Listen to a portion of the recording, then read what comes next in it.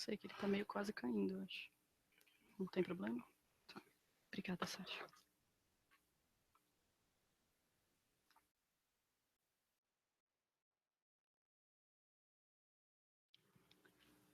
Ok.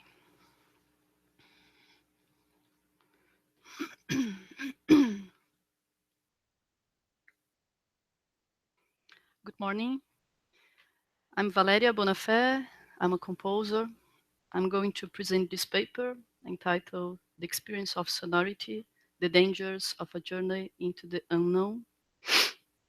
This article has been originated in my PhD research conducted at the University of São Paulo between 2012 and 2016 under the supervision of Professor Marcos Branda Lacerda and financially supported by FAPESP.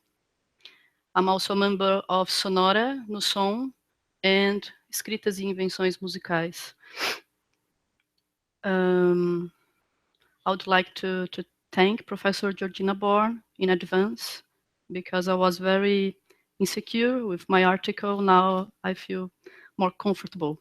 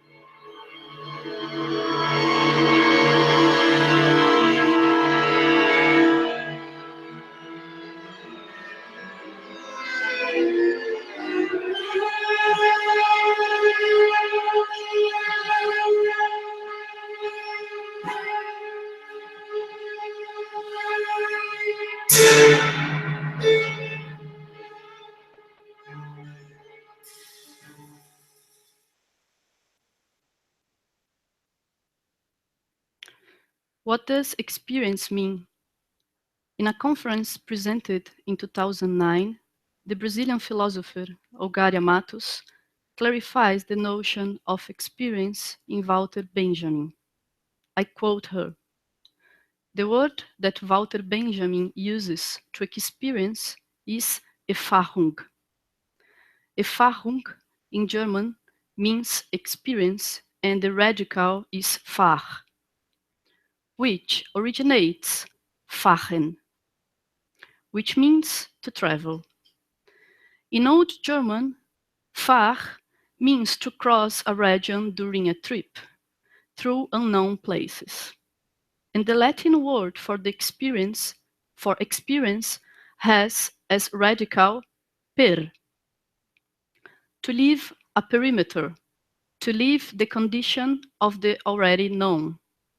And from per also comes the word periculum, to cross a region during a trip, in which dangers can strike us.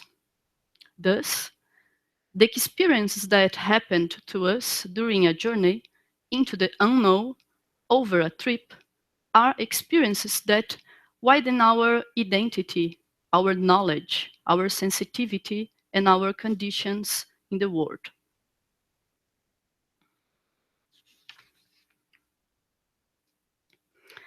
In the present article, I seek to discuss the notion of sonority from the perspective of musical composition. Therefore, I place the notion of sonority not as a concept circumscribed in analysis and composition theories that take sound as a thing and handle it from its parameterization, but as an idea of more dynamic and holistic nature. Thus, sonority is positioned from the listening, not a reduced one, but an enlarged listening, not purely cochlear, not tympanic, but sensitive, affective, and imaginative. Sonority is understood thus from the notion of experience. Aiming to synthesize the notion of sonority displayed by the composer Silvio Ferraz in Livro das Sonoridades, Rodrigo Fonseca Rodrigues remind us that the suffix of the word sonority denotes generically qualitative and adjective timbre aspects of the sound. The concept of sonority describes firstly the process, the totality of unfoldings implied in the listening, and not the sonorous thing. The issue is neither about listening to the sound nor to what is in the sound, but to what is within the listening, in the powers that affect us and that move around, that are created by the listening.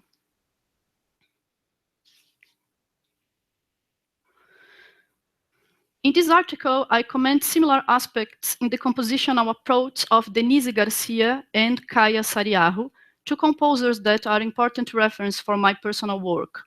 Their music seems to point towards a type of reception which does not presuppose the listening as an act of capture of sound per se. The listening is not established as a filtering, cleaning process, or a pure sound analysis. The body would be open and the imagination would establish itself as a space of interlaced images of diverse nature. There is indeed in both composers an idea of a multimodal listening. The body of the listener is open. There is no lack entrances nor exits, contact areas with the outside of the body. And these places intertwine themselves. The sound is not priority to the ear. Low sounds resonate all over the body. Very high sounds and of great energy make the teeth grit. This is how the sound goes through almost all the senses. By the sight, when I say that a sound is bright. When I talk about a line. By the touch, when I talk about its ruggedness. In my proprioception, when I say that it is heavy, that it is light, that floats, or that is deep. The sound perception is multimodal. There is no ear privilege. There is no privilege, but neither there is ear disadvantage to the eyes. Neither an extreme nor the other. One has to consider the interaction between what's from the audible scope and what's constructed in our imagination based on enlarged listening, which is understood as experience.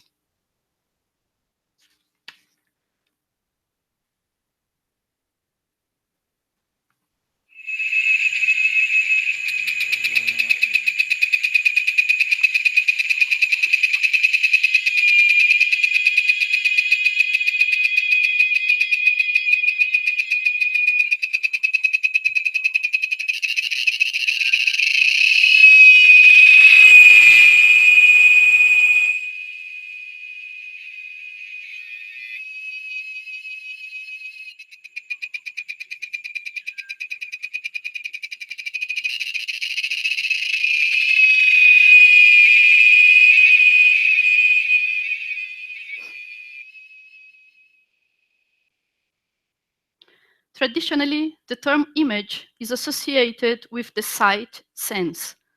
Therefore, it has been restricted to activities that require exclusively the eyes. This is what Google Images, for instance, tell us. When searching for the word cicada, Google search platform does not return any audio file with the sounds of cicadas. It returns a set of figures, drawings, engravings, etc. Images captured by photography or that were digitally generated. The cicada is depicted in a library of visual images, being exclusively perceived by the eyes. The curious thing is how often it is possible to see a cicada and how ordinary it is to listen to it. At a very young age, one learns what is a cicada through sound and not visual images. It seems indeed to be of great challenge to distinguish a cicada in a set of visual images of several insects. On the other hand, it would be possible be the first insect to be identified if this exactly set had been of sound images. After all, what is the image of a cicada? In recent texts, Rodolfo Caeser has discussed the idea of sound as image, aiming to dilute the apparent dichotomy between these two terms. He highlights that usually the word still keeps on referring to direct or indirect experiences of visuality, whereas the sound belongs to an obscure region of the perception.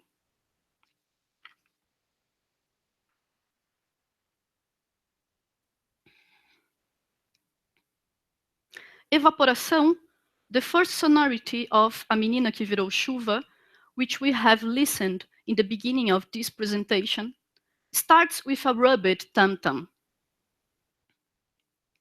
On the score, I have requested the usage of a Super Bowl mallet with very small head in order to stimulate the production of very high frequencies. The sound richness of the rubbed tam-tam is the outcome of the combination of pressure variation and mallet speed on the surface, making it possible to obtain very powerful sounds with a minimum movement of the arm on the instrument. The sound produced by the rubbed tam-tam is very unstable, and from the projection point of view, it is extremely diffuse. In this sense, I have considered the very interesting scenic effect that could be derived from the contrast between viewing an entire steel orchestra and listening to a sound which source would not be easily recognizable. There was the intention to initiate the piece with a sonority that would refer to a psychic condition of hallucination, delirium, unreality.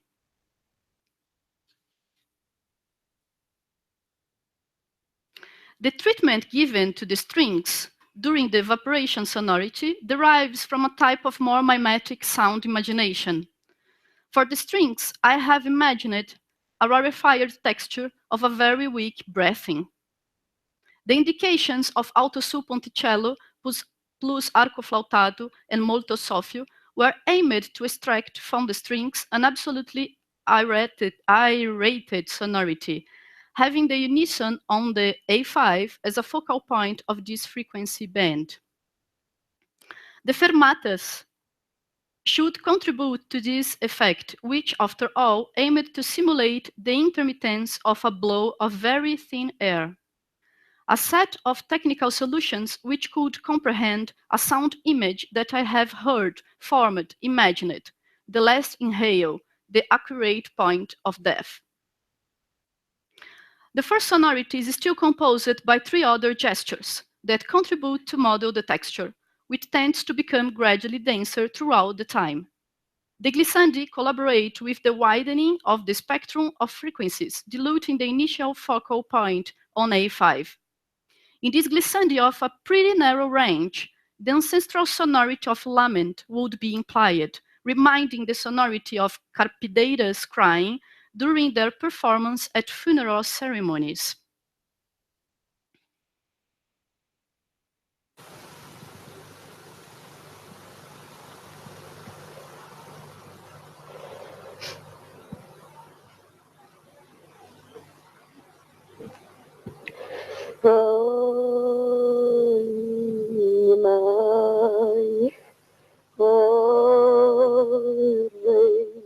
come on, oh, rain, come on, oh, rain, come on, come on. Oh, no, oh, no,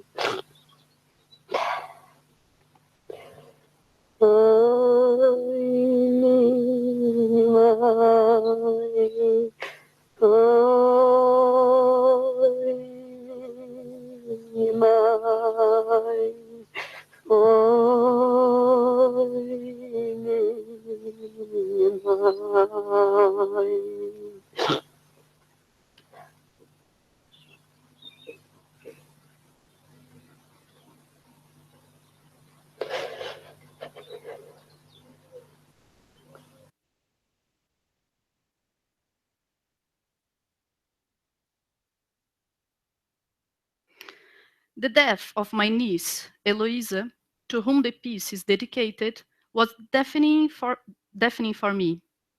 My sound memory of that moment always seemed like the sensation of clogged ear, as if one goes downward through the hills towards the sea coast, or when one listens to the exterior underwater.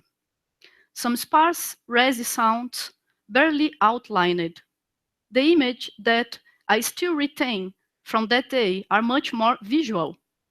On the other hand, my sister, Eloisa's mother, has always explicated in our talks a very lucid sound memory of everything that she went through that day. Thinking these differences, though, I have reached an interesting reasoning. She experienced the loss of her child firstly through listening. The mental image that she produced throughout the 40 minutes of Eloisa's life were essentially stimulated by sounds, since the situation was a C-section surgery and there was a cloth that is usually hung vertically between the belly button and the breasts of the woman. My sister could not see it, only listen to it.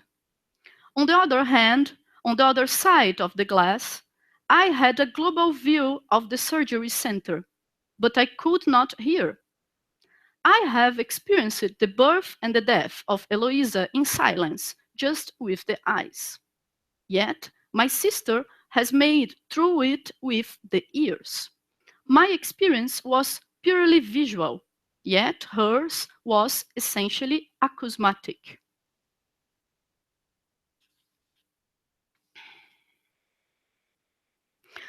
A mina que virou chuva might be listened to as the continuous chaining of three particular sonorities: evaporation, condensation, and after rain. To each one of these sonorities, I have freely linked three phases of mourning of the three stages of the cycle to the three stages of the cycle of rain. In the first sonority, I have associated the phase of evaporation to an initial stage of mourning. The loss, an immense sanction of dispersion of energy, the rarefaction, the emptiness, the silence. That was what we have listened in the beginning. In the second sonority, condensation, I tried to deal with the concentration of densities, the accumulation, the image of despair, the upheaval. The sonority named Depois da Chuva brings some lyricism up, something that could sprout from resignation, from an after-loss serenity, but it necessarily admits the eruption of screams, spasms, and memories. These three distinct sonorities that would orchestrate together a sound image a little bit more complex, the image of death.